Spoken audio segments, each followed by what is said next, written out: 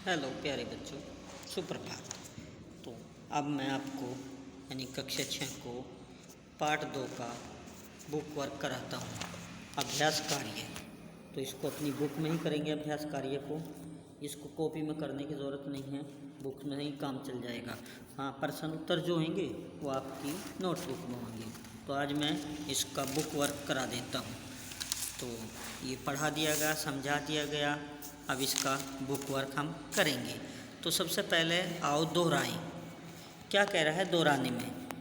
उस छोटी से छोटी ध्वनि को जिसके टुकड़े न किए जा सके वर्ण या अक्षर कहते हैं, या वह छोटी से छोटी ध्वनि जिसके टुकड़े या खंड न किए जा सके उसे वर्ण या अक्षर कहते हैं। वर्णों के व्यवस्थित क्रम को वर्णमाला कहते हैं।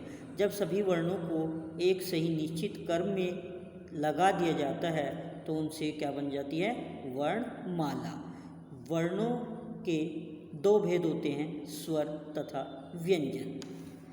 वर्णों के दो भेद होते हैं, स्वर और व्यंजन। स्वर वर्णों की संख्या 11 होती है। स्वर वर्ण कितने होते हैं? 11। व्यंजन वर्णों की संख्या 33 होती है। स्वर 11 और व्यंजन 33। जब दो व्यंजन आपस में मिलते हैं तो उनके परिवर्तित रूप को संयुक्त व्यंजन कहते हैं। जब दो व्यंजन एक साथ जोड़ दिए जाते हैं तो उनसे जो नया शब्द बनता है तो उस परिवर्तित रूप को संयुक्त व्यंजन कहते हैं। वर्णों के परस्पर संयोग को वर्ण संयोग कहा जाता है। वर्णों के परस्पर संयोग को वर्ण संयोग कहा जाता है। वर्ण संयोग दो प्रकार से होता है, व्यंजन का व्यंजन से संयोग तथा व्यंजन का स्वर से संयोग। व्यंजन का व्यंजन से संयोग और व्यंजन का स्वर से संयोग। तो ये थे आपके दोहराने की थे कुछ पॉइंट। अब चलते हैं अभ्यास कार्य, एक्सरसाइज। पहला है सही विकल्प छांटिए। वर्ण कहते हैं, 4 ऑप्शन दिए गए हैं। क, छोटी बड़ी ध्वनि को। ख, भाषा की ध्वनि को। ग, छोटी से छोटी ध्वनि को। घ, शब्दों की ध्वनि को। तो प्यारे बच्चों, इसका ऑप्शन हुआ ग, छोटी से छोटी ध्वनि को वर्ण कहते हैं। नंबर 2, वर्णमाला कहते हैं। नंबर क, शब्दों के व्यवस्थित क्रम को। ख, सभी वर्णों के व्यवस्थित क्रम को। ग, मात्राओं के व्यवस्थित क्रम को। घ, सभी वर्णों के व्यवस्थित क्रम को। तो इसका उत्तर हुआ ख, सभी वर्णों के व्यवस्थित क्रम को वर्णमाला कहते हैं। नंबर 3, हिंदी वर्णमाला में वर्णों की संख्या है क 50, ख 52, ग 53, घ 55। तो कितनी है प्यारे बच्चों? 52। तो ऑप्शन नंबर ख सही हुआ। नंबर 4, वर्णों के प्रकार होते हैं क 2, ख 4, ग 6, घ 10। तो कितने होते हैं?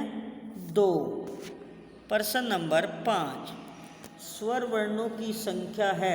नंबर क 11, ख 15, ग 12, घ 10।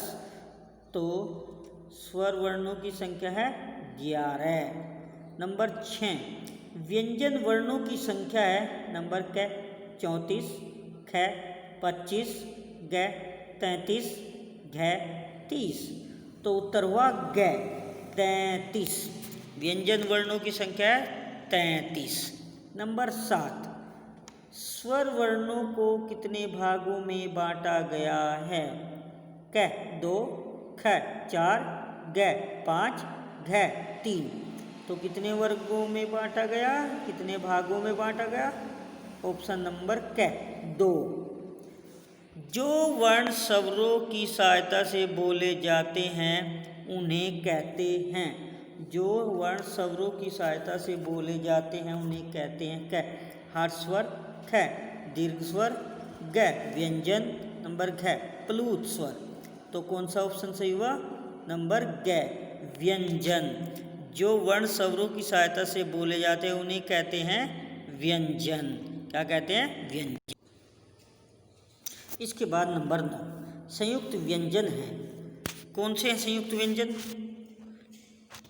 संयुक्त व्यंजन हैं। नंबर क, पै, कै, बै, भै। नंबर ख, अक्षय, त्रय, अज्ञानी, शैशर्मिक। नंबर ग, च, छ, ज, झ।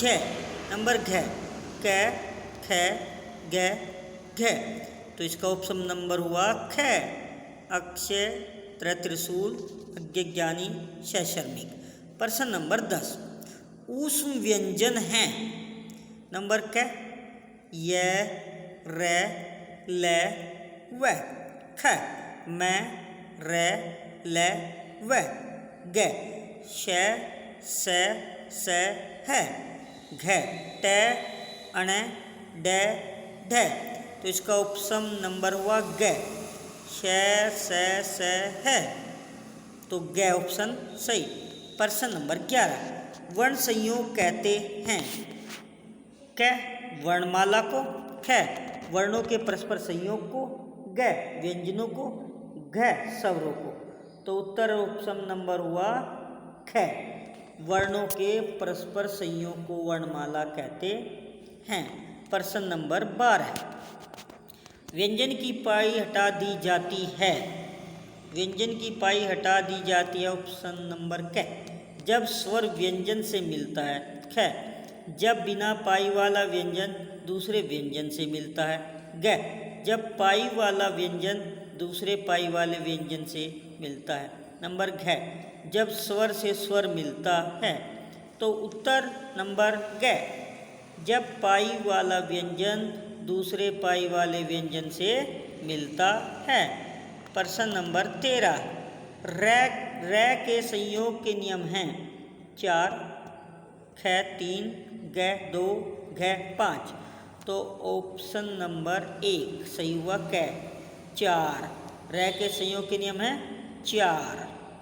प्रश्न नंबर 14, र से पहले स्वर रहित व्यंजन होने पर र का रूप हो जाता है नीचे क, रिरी, ख, पाई, ग, हलंत और घ, रे। तो क्या हो जाएगा ख वाला, पाई वाला। नंबर प्रश्न 15, ट और ड के साथ र का रूप हो जाता है। नंबर क, ट्र, रिरी, पाई, रेप। तो ऑप्शन नंबर हो गया क। कौन सा हो गया?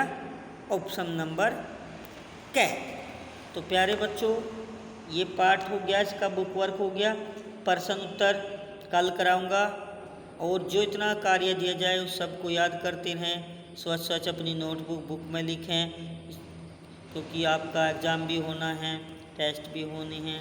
तो आप जितना भी कार्य दिया जाए उसे दिन प्रतिदिन लिखते रहें और जो समझ में ना आए तो उससे पूछ सकते हैं। तब तक के लिए बच्चों धन्यवाद।